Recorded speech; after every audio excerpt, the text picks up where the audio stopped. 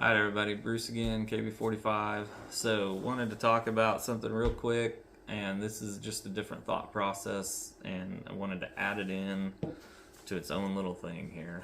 But we're talking about home defense, and there's a lot. So in the firearms community, generally as a rule, you're gonna see self-defense rounds are gonna be hollow points.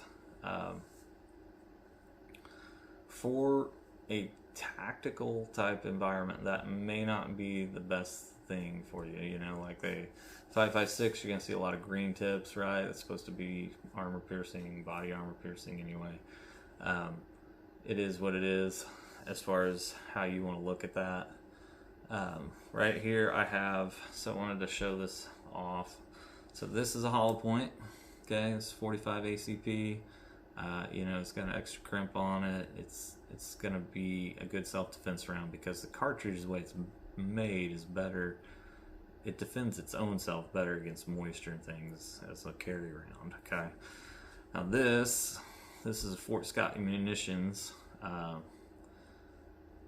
TUI, I think, tumble upon impact. Yeah. So solid brass. Okay. So this is going to be an over penetration round as far as the way some people look at it, because it's a really hard round. It's designed to roll when it actually enters whatever you're shooting it at. And this one is designed to expand and try to dump all of its energy as quickly as possible, and puts a massive amount of energy into whatever it hits. Okay, so very similar speeds. This one's a little faster. This is 180 grain. This is 230, even though it looks like it's hollow, which it is, but it's got more meat in the case. And this one's probably shorter.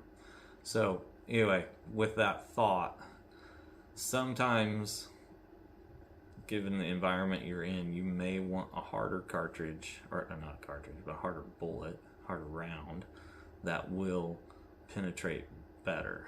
Okay. 45 and a hollow point is probably going to go through a wall and still do something to somebody. Okay.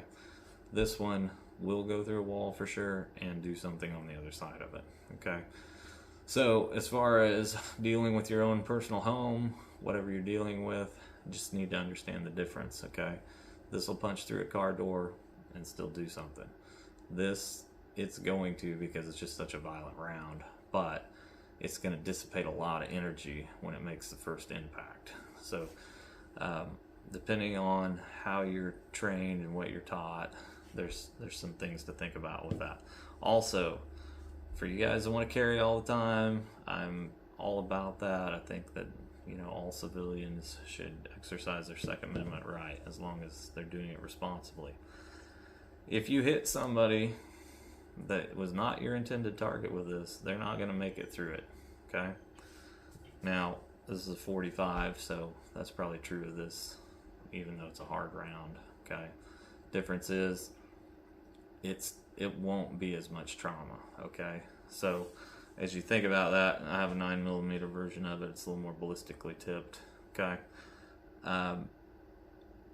Those of you that, like, you know, you're carrying a lot of capacity in your magazine, stuff like that, it's still better to be a highly proficient shooter. Okay. We see that in a lot of events. Like, if you want to put 10 rounds on your target, that's fine, but 1 or 2 really well placed rounds might be better. I'm just saying, it's all training. It's the way you train, however you want to train. You know, you want to unload 17 rounds, that's fine. You better be good with your magazine change outs. Okay, so it's all theory. Everybody's theory is a little different. Personally, I like to carry a hard round. Okay, it gives me more options for more environments.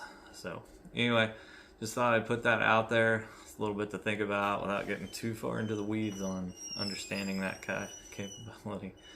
Got a puppy over there once out of the house. So anyway, I'll just leave it at that.